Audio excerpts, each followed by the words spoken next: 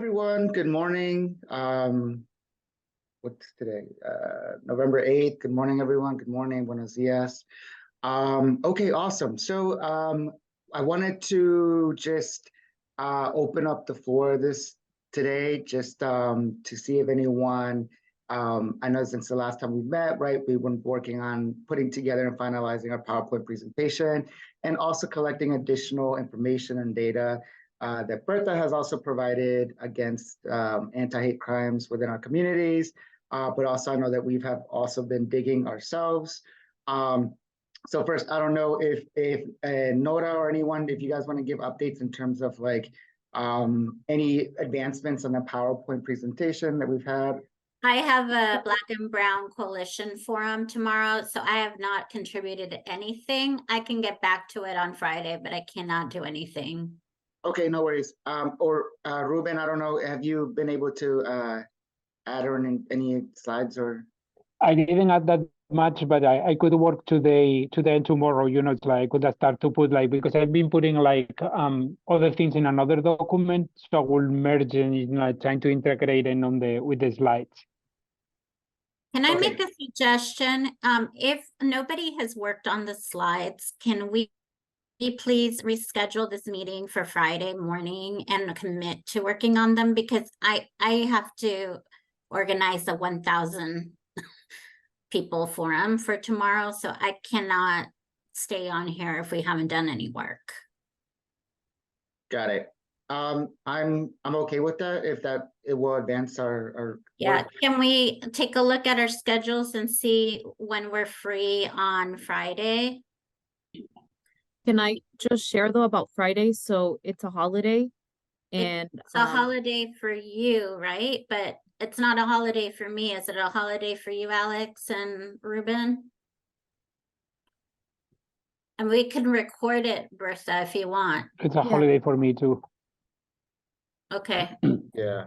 All right. Well, why don't we do this? Why don't you guys, since I did the first slides, why don't you guys stay and work on them together, and then send me what you've done, and I'll continue to do work on it after my forum tomorrow. Okay. Okay, that works out. All right. Thank you. Nora. Sorry. Bye. I don't have like. Nora, do you want to agree on your next meeting, perhaps Monday or? Sure, we could do Monday. 15th. Yeah. I mean, you guys tell me. Monday morning. I can do 9 o'clock or 11. 9 is good for me. 9 works for me, Ruben. Works for me too. Yeah. Okay. All right. So I'll send the invite for Monday, November 13th at 9. Thank you. Great. Awesome. Thank you, Nora. Good luck. Bye. Good luck, Nora. Bye. Okay, so I think maybe perhaps what would be helpful is let me see if I can drop the presentation that Nora started last time that we had talked. Vanessa, have you had an opportunity to take a look at the PowerPoint by any chance? Yes, no. Yeah, to be honest, no, I didn't. Same thing, I was organizing the advocacy campaign. Yeah, no worries. Yeah. Okay, no worries. And then I think also, Nora, have you had an opportunity to upload any of the surveys by any chance? I haven't looked in the folder to see if you've been able to uplift or not. I know Danielle was having some issues uploading his. I'm not sure if you have been able to uplift or upload any new ones or any of the previous ones. I think you said Nora, Alex, but you meant Oh, Vanessa. sorry, Vanessa. I Yeah, apologize. yes, sorry, I was confused. Well, the thing is, remember when I was saying that I had in paper the surveys, and also that I don't have skills on how to work with this uploading, and so someone said, "Oh, don't worry, we can help with that." So, and after that, I completely forgot to remind that we have to do this. Got it. Okay, no worries. Vanessa, would Um, it be helpful if maybe like, why don't you just take pictures and text them to me? Okay, okay. Yeah. And then we'll get the rest taken care of. Okay, I mean, it might be a lot, but it's okay. I mean, just send me, I think, through text or WhatsApp if you have WhatsApp. is it better if I can take them to you somehow? Because I don't think it's Okay, where's your office too? I can actually go pick them up today. okay. Yeah, we will be there by 5. Because we have a meeting until 7 or 8 tonight. That's gonna be challenging. What about tomorrow? Tomorrow is Thursday. I won't be.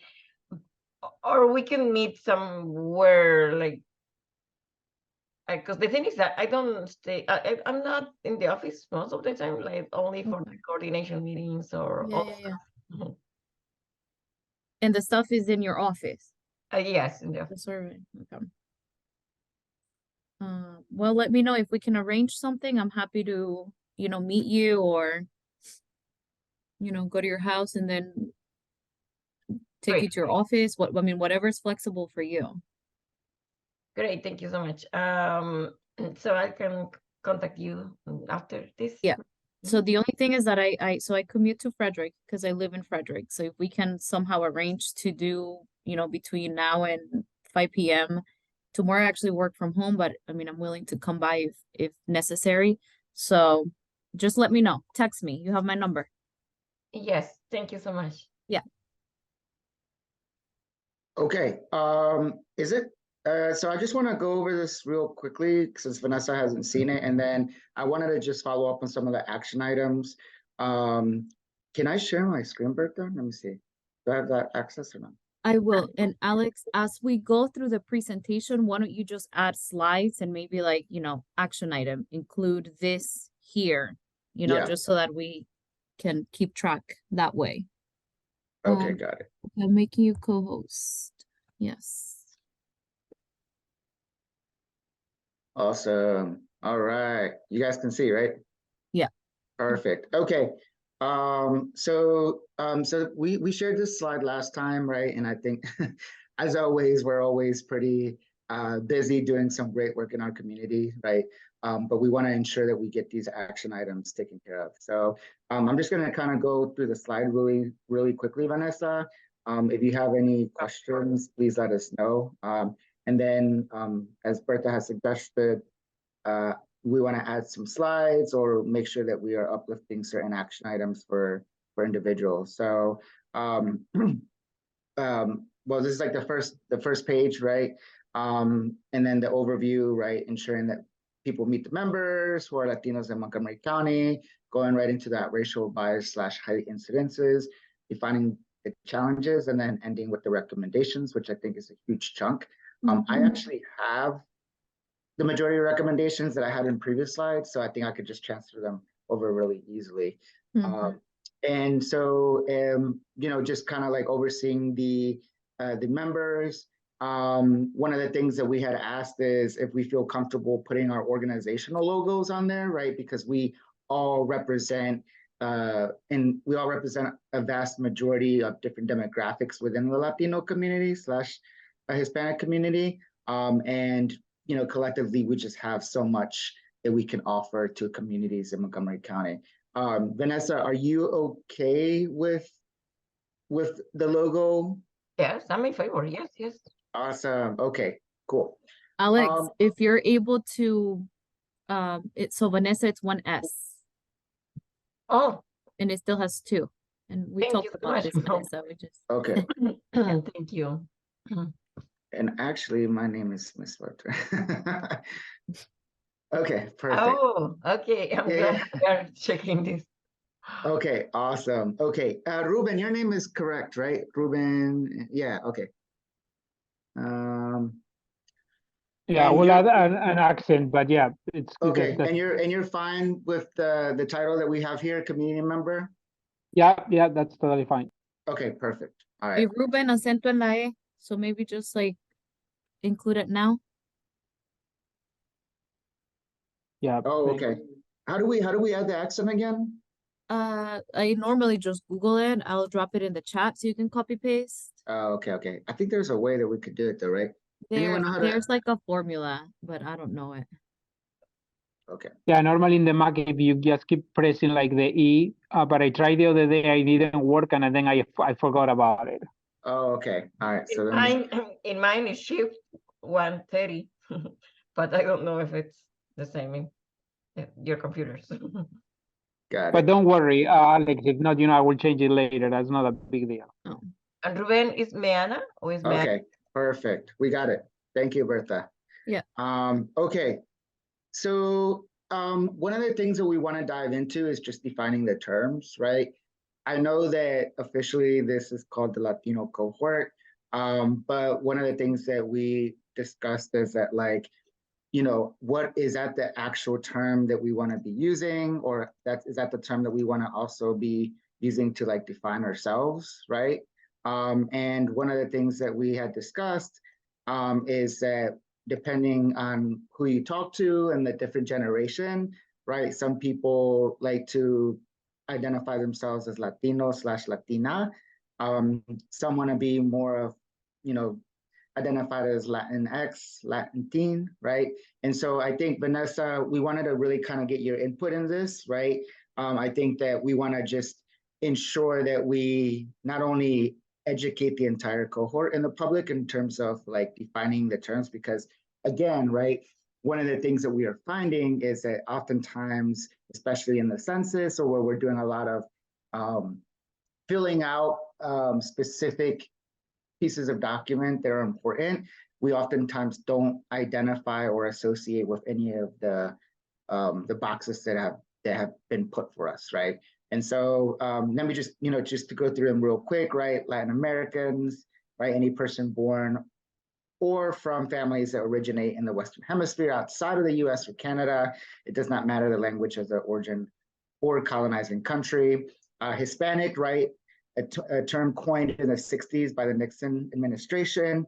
Latino, Latina, right? Used in the 1970s as an attempt to be more inclusive and less colonial in our language. And then Latinx and Latin, right? Coined in the 1990s in Latin American countries during the feminist movements to interrupt the gendered Spanish language and create inclusion. The latter used in social media by the LGBTQI plus community to also include the queer community. So I just wanted to kind of open up the floor, right, to you, Vanessa, to kind of just give your input about like this particular slide. I'm glad that and also I think it's gonna help everyone, ask them to know about these terms, and because most of the time we tend to use indistinctly, and I know some people don't really like the Latinx thing because it's more confusing even. But I know that you have good references. Where do you get this information from? Maybe at the end can be good to put some like the sources of the information. Kind of, I don't know. Some people may say, but where did you get it? I don't really agree on something. So I don't know. My suggestion maybe at the end, like kind of the sources of information. That is one thing. And is it possible to change the color of the letters? The white tends to I don't know, not to. Yeah, of course. I think do we want to kind of do it like a more darker color so we can see it? Yeah. Okay, so let me just kind of play around with this real quick. Perfect. Does that work? I mean, I think what we can do is, we can just add it as an action item, right? Just play around with the colors. Colors for slide 4. Okay, awesome. Okay, are we okay to move on? Yeah, sure. All right, so then we go into the next slide, right, in terms of like uplifting the different Latin American countries and territories, right? You know, just so that way people can get the vast picture of like, you know, just how diverse we are and from, you know, all parts of the region and the world of where we come from. And we have listed a few that are on there. I believe that the ones that are highlighted in white are countries where Spanish is first in the predominant language. Is that correct? Oh, countries where Spanish is their first language. Okay, it's right there. So. Yep. Okay, and then kind of just diving into the background, right, of immigration timeline with Latinos in the DMV, right, from the 1950s to the 1980s. Kind of just giving background in terms of, you know, why people are immigrating here, right, from different parts of the world, but also specifically in the DMV area, which has a high concentration of different, you know, Latinos and from different types of countries, right? And so in this particular slide, right, there's some different time periods of certain events, right, that happened that, you know, that brought migration over here to the area. Alex, I did find. Oh, I'm sorry, Vanessa. Go ahead. Say something. No, it's just that your echo. I don't know how come you got echo. I didn't say anything. Oh, okay. So that was me. Can you hear me now? Yes. Yeah, we can hear you. So I did find, I think, a data point that speaks to the growth of our community. I will copy paste it here, but it was the Latino population in Montgomery County has grown 415% since the 1980s, when it accounted for 3.1 of the county's population.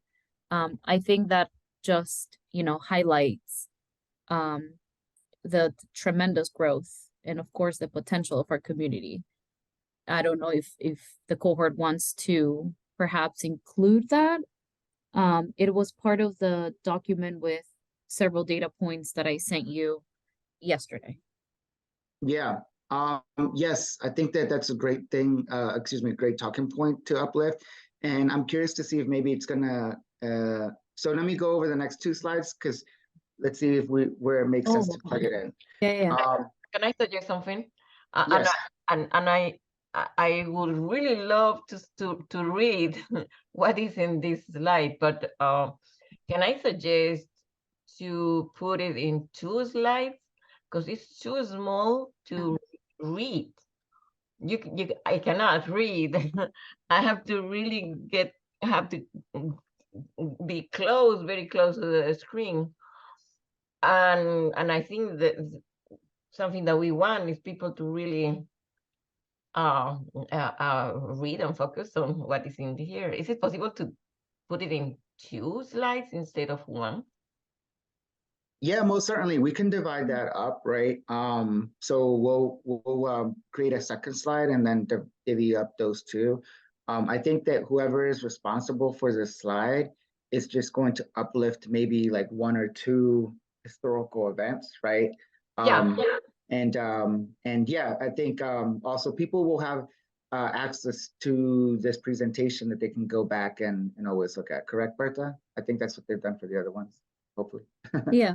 And so I will add another point from Nora's, and you know, that she brought up to the group during our last meeting is that she also felt, and I think we all agreed, well, you all agreed, that it was important to also include the fact that, you know, Latinos, they're not like, it's not a demographic that, you know, just got here pretty much, not a lot of us, we are not, well, I am because I'm an immigrant, but a lot of Latinos are born in the US, which that's another point. I think another data point that I found in Montgomery County, 67% of residents are born in the United States and 33 are foreign born. Actually, now that I read it again, let me just confirm that's our community. I mean, it was from a Hispanic population highlights report that the planning board did. So let me just double check. Okay, But I got think it. that speaks to the fact that you know, a great percentage are born here, right? Are US citizens. Yeah, that's a good point. Got it. Okay. I think Jose is trying to enter the room. Oh, let me see. Oh, is he? Okay. I'm gonna let him in. Yeah. Who is Oh. who is Danny. He goes, Danny Jose. Awesome. Let me go back to that presentation. But go on, Alex. Yeah. We'll let Okay, you- no worries. Okay. Hey, welcome, Dan. Hey guys, I had another job commitment, and then, of course, someone gets sick in my family, and they look for me because I'm like the patriarch of medicine. No. Apparently, No Sorry. worries. We're just going over the slides one more time and then inserting action items, and going from there. And Vanessa's seeing these slides for the first time. So, okay. So moving on. So now we kind of get a little bit into specifics of Latino in Montgomery County, right? I don't know if people have seen this chart before. I have seen this chart before. I think it's amazing, right? Just how much we have grown in terms of diversity and people of color, but also, you know, the Hispanic, right? You know, growing as substantially as well, but also kind of like becoming like the second, you know, most populous race and origin. This is a slide just kind of uplifting based on like the census results that we recently came out. Again, this is a different chart.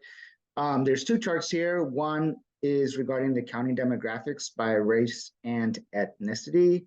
And so if you look at the chart to the left, right, the Latinos, which is the darker shade of blue, is at 20.30%, 30%, right?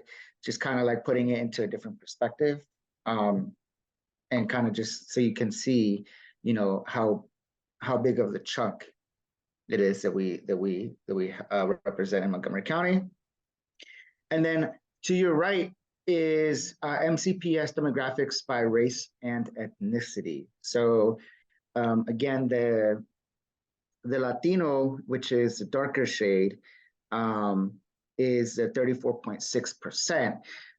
The reason why we wanted to uplift that is for two major reasons. One, we are growing extremely fast, right? We're the most, Latinos, right, are the most populous in terms of representation in demographics for MCPS schools, right? So obviously, even though it says 20.30%, 20.3%, to the left, right, we know that in the school systems, we make up majority, right?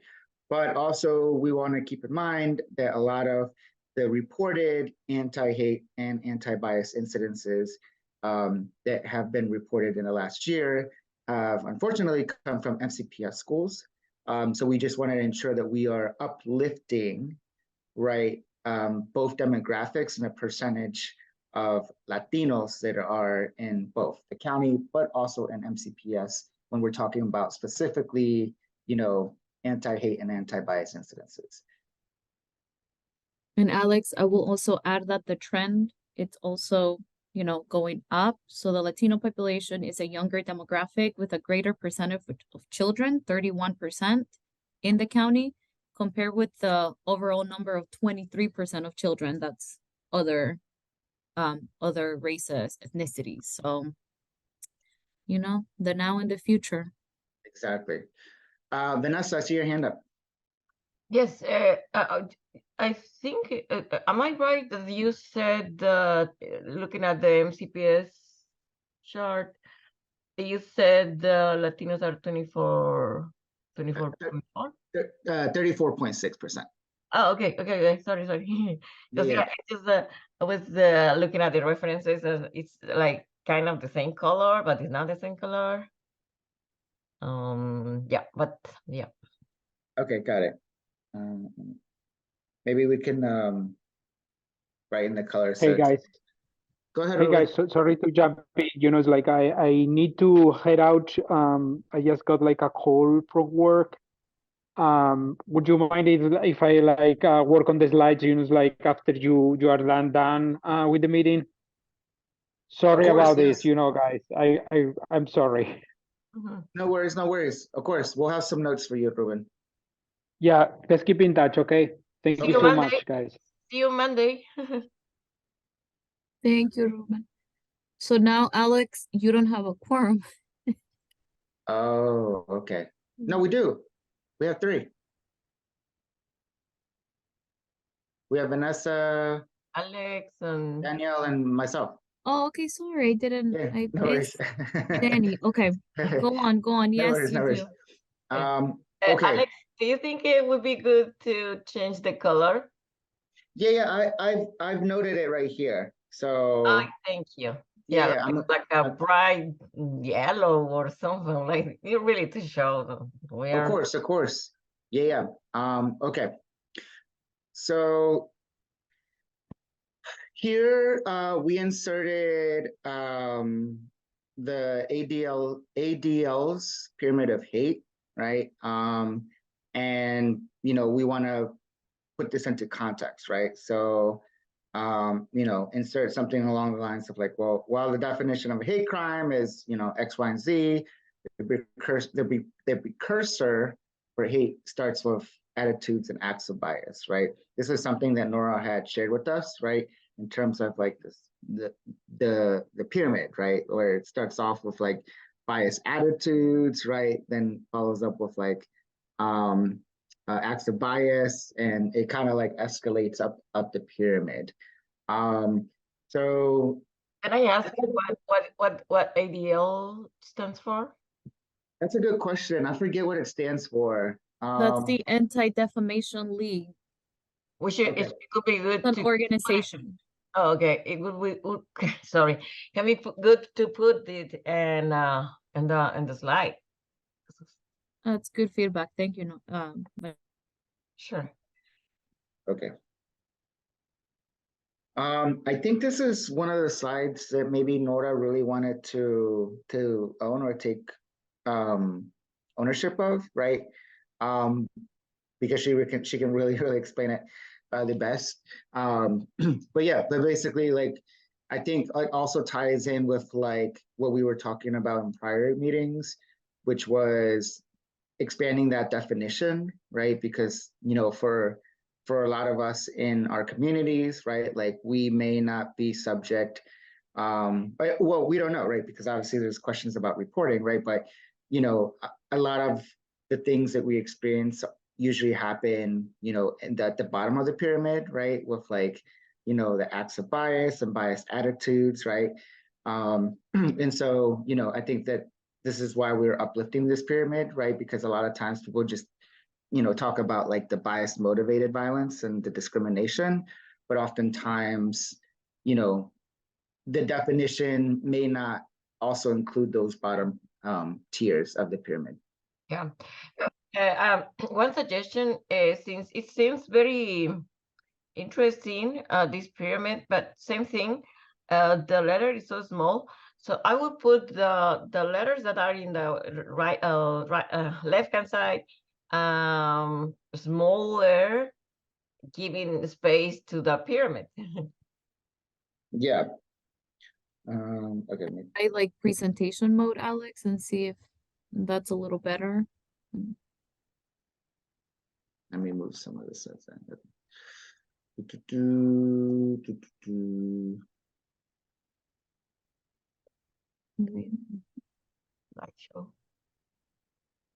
Oh, it's still small. Yeah, it's still a little blurry. Yeah. We're gonna see if we can maybe perhaps like get a better resolution of the photo. Larger, yeah. Yeah, I can look into that. Yeah. Yeah, and is it possible to make it smaller, the letters in white, which it's a good thing, but can give us more space for the pyramid. Yeah. I Okay. don't know if it's possible. Sorry, I'm not an expert here, so I'm just throwing this if possible. Yeah, no, of course. All right. so moving on. Okay, so what we then move on to, right, is a little bit of research, right, of things of just like experiences and statistics that are happening to Latinos, right, across the United States, right, like a national survey, right? So we've had a little bit of research in terms of like the Pew Research Center, right? And right here in this particular slide, right, we're uplifting like, you know, the different like life experiences, right, based on the color of our skin. As we know, right, Latinos come in different shapes and sizes. We also come in different complexities when it comes to, you know, our skin, right, and our color. And, you know, right here, just kind of uplifting, right, like that having like, you know, darker skin hurts Latinos' ability to get ahead when it comes to different, you know, different aspects in life. I also do want to uplift that I know that that Ruben and I were there, but when we had our roundtable discussion with the 2 council members, right, that we did have people who identified as Afro-Latina, right, Latinos, you know, uplift that, right, that like, you know, even within our own community, right, that they also face like just like more hurdles and challenges when it comes to like anti-biased incidences, but also like discrimination from our own community as well.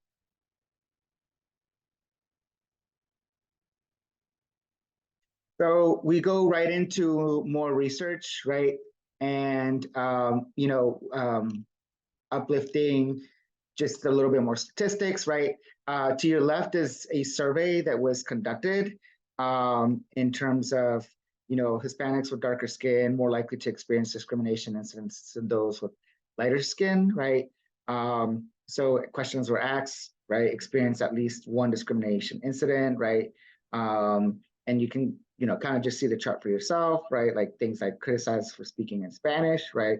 It is clear that people that have darker skin, right, are unfortunately experiencing a lot more bias incidences versus people who are a little bit of lighter skin. Latinos, both, right, identify as Latinos, right, but also, again, you know, just like that difference in skin tone and how that these same incidences have different experiences for people, right? Uplifting, you know, just elections, right? Obviously, we know, you know, like during the Trump years, right, that Latinos and Hispanics in this country, there was an uptick in a lot of just like rhetoric, right? But biased incidences and including hate crimes. And as we're approaching, you know, another election year, that oftentimes Latin American immigrants, right, are made the scapegoat of, you know, political rhetoric, fear mongering, right? And usually that comes with consequences that we see in communities across the country, where our communities, you know, see an uptick in racial bias and hatred incidences. So we're just kind of uplifting, you know, a little bit of like just the national level stuff, but even here at home, right, where we've seen, you know, just some incidences that were also uplifted throughout the state.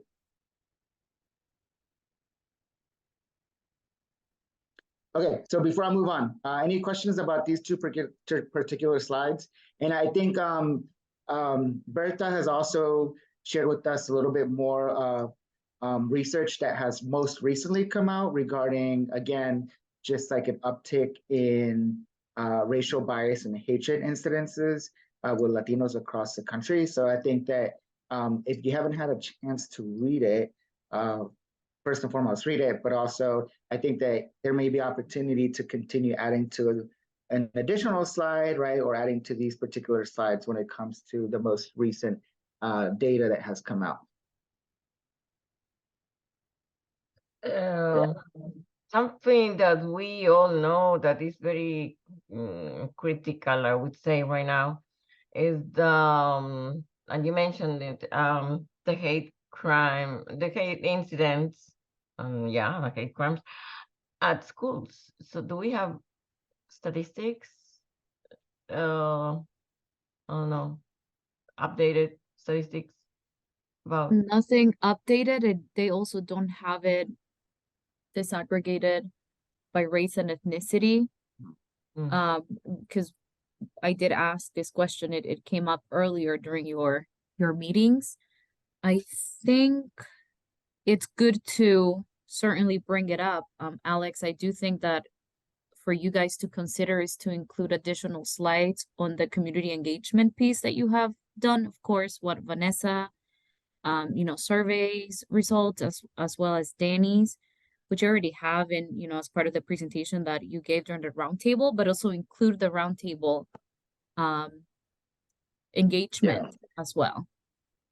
So kind of moving to the next slide, I think that's Vanessa, Oh, you just hit that's the nail on the coffin, right? In terms of like, this is where we want to use the slide to take the opportunity to uplift what we are seeing from the surveys, but also uplift that particular piece. As Bertha said, unfortunately, MCPS is not able to provide us that concrete data. So we have to kind of uplift based on the research that we have been doing, right? What is it that we are hearing and seeing from Latinx youth regarding, incidences that are happening in the school system, but potentially also outside of the school system as well. And so I think that like if we can kind of compile these surveys and kind of just get common themes, right? And maybe perhaps we have enough surveys to maybe perhaps create just like small statistics, right?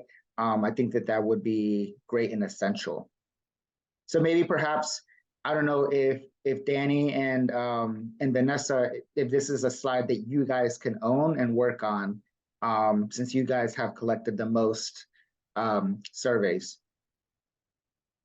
So the thing is, the surveys that I did, if you remember, I did it with the people in the food distribution. So I would say they are all adults, not into school. So I mean, maybe we could probably do two slides, right? We can have like two parts to this, right? Like we did a survey, right? Like in one event, the majority were youth, right? And in another event, it was majority like public, right? That may have had different demographics in terms of like people of middle age, right? People of higher age. And so maybe perhaps, again, like, right, like, if you guys don't mind, you and Danny could kind of take this slide over, or slides, depending on how you see fit, and just kind of like use this as an opportunity to uplift those surveys. What was on the survey, what were the results, X, Y, and Z. yeah, I can definitely provide the information and do the slide presentation with no issue. Just because I did most of the elementary, middle schools, we did 2 high schools, so I got all the info. Finally, I literally just finished it last Friday, so I sent it to Bertha. Maybe it can be added to the slides, or who is the one has access to the slides? Because I haven't worked with. Yeah, I think so at the end of this call, I think that what we'll do is we'll uplift the documents again, but all of us have access to these slides, so you can go in and fix and tweak and all that. Okay, cool. Yeah, so I'll add the information I have, and yeah, I can present on it. No issues. Our presentation is Monday, right? No, it is on the 16th, November 16th. So But on Monday, actually, because you weren't here when they decided to schedule your next meeting, it's on Monday at 9 a.m. But the actual presentation, it's Thursday at 7 p.m. Cool. Yeah, because Monday I have my culinary class, so there's no way I'll be able to make it. Okay. But I'll provide all the information. Gotcha. Yeah. Cool. Okay, cool. Thank you so much for taking that lead. And Vanessa, are you okay with supporting Daniel on this particular slide? Yeah, well, the thing is, as we were saying, I would explain the results from the survey that I did, but mostly are no, not mostly, all of them are adults or seniors. So in the case of Daniel, I think it's he has the youth part, right? Yeah. So Vanessa, we can do like 2 slides and Mhm. just do maybe a couple of minutes on each. Like Alex said, we have access to the file, so we can just each put the information, and you present what you have on the adults, and I represent what I got from the youth. Yeah, and we share both. Mhm. Awesome. Okay, thank you. Appreciate it. Let me just see. Okay, perfect. So that's where that's where kind of things ended, right? In terms of finishing up, like, how to celebrate. We were gonna add some ways in how you can continue not only uplifting Hispanic heritage, right, but continue just educating ourselves as well when it comes to different aspects of our culture, our communities. So we were going to add a little bit more. Now, what is missing is the recommendations. So I think that the recommendations would follow this particular slide, right? So Yep. once we have that, and again, I don't think we need to reinvent the wheel. I already have some slides that I did of the recommendations and the language that we use/finalize, that we can uplift there, and we can go over specific recommendations. Since we have met last time and the prior time, or the meeting prior to that, we haven't come up with any additional recommendations. And so I think that what I'm going to do is I'm going to uplift the recommendations, right? So that way everyone can take a look at them again. And then if anyone feels strongly, indifferent about a particular recommendation, or, there's a recommendation that has stuck out to you, right? Or is missing, we could discuss that on Monday, because I'm pretty sure that Monday will probably be the last time that we'll meet before our presentation, unless we feel that we need to add an additional meeting prior to our presentation. And so I think over the next few days and over the weekend, we just need to do our due diligence of ensuring that we are looking over those recommendations. And if there's any information that's missing from this presentation, speak now or forever hold your peace. And then after the recommendations, right, I think then that's where we go into the, how to celebrate, and then concluding the presentation. Do we have any thoughts on just like the overall structure of the presentation? Bertha, my understanding is that we have essentially the whole time period to be able to present, or no? Yes. But usually most presentations had not exceeded no more than 30 minutes, I believe, right? That's Probably right. less than that, One went a little longer than that, about 35, 37 minutes. So yeah, I would stick to the 30-minute mark, because then it's Q&A. That's another 30, 40 minutes. Yeah. And both council members, Albornoz and Fanny Gonzalez, have accepted to give closing remarks that day. So they're going to be there wrapping up the presentation. So again, I guess I'll throw it back. Do we have any questions, concerns regarding the structure or any particular slides or topics? I was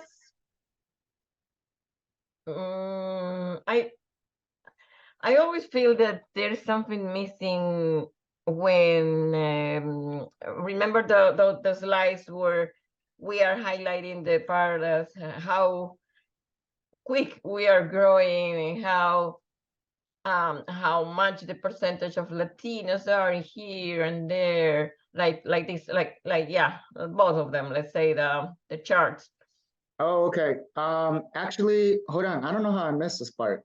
Oh. Okay, so that's so weird. Okay, so after this, right, we have an actual beautiful presentation or representation of since 1990, right? And the Hispanic, right, is highlighted in orange, right, in the locations of where we are, to a decade later in 2000, right, same thing, to a decade later now, right, which is 2020. This is all from the census, right? And so it shows where we are growing, how fast we are growing, and in what parts of the county that we are considered predominant majority.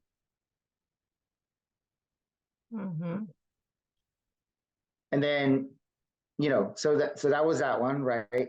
And one of the things that we uplifted is that like a lot of our organizations, especially like if you see the orange part, a lot of our organizations like CASA and CHEER and Impact, right, are in these orange, right, in these orange areas where we service our community members, or have our centers as well. So again, there goes the chart again. There goes the county demographics.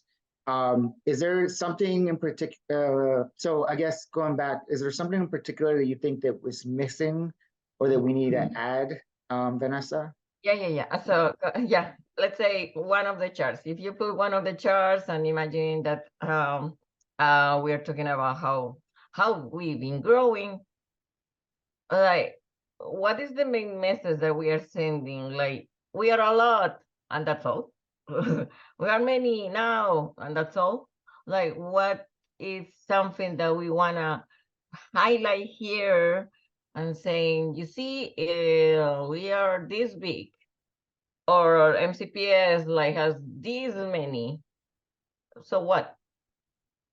Yeah, I mean, I think one of the things that we wanted to bring up is tie it with just like, you know, economic power, right? That not only have we been growing substantially, but that we have, right, a lot of our community members, a lot of our youth that are in the school systems, right? We have a lot of community members that have small businesses.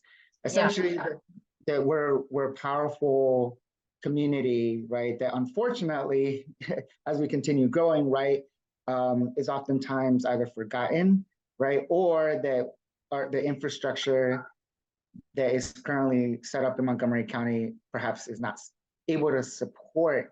Okay. That's where we're going. Okay. So I'm gonna stay with what you just said. Economic power. That's something that we want to show. Mm-hmm. Like, can we get? And I know that there is this organization, Hispanic.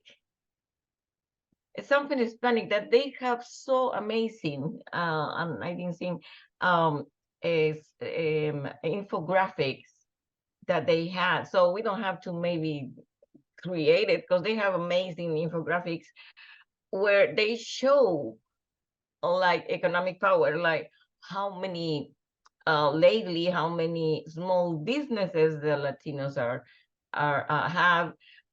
So that's part of when we talk about economic power. I think we really need to show that, because of course that goes with the taxes that we are paying, with the, so therefore how come we are this big and contributing this much, but we are getting these little services? That's I don't know, that's my point of showing the economic power that we have. Yeah, do you it sounds like you have an organization in mind, Vanessa, that might be able to provide us these statistics. I'm gonna have to. Or if not, do you think that's something that you could take the lead on in terms of like researching and providing information so that way we could have a slide? Okay, I'm gonna take a look of that because it's a long time that I didn't receive anything from them. I don't know why.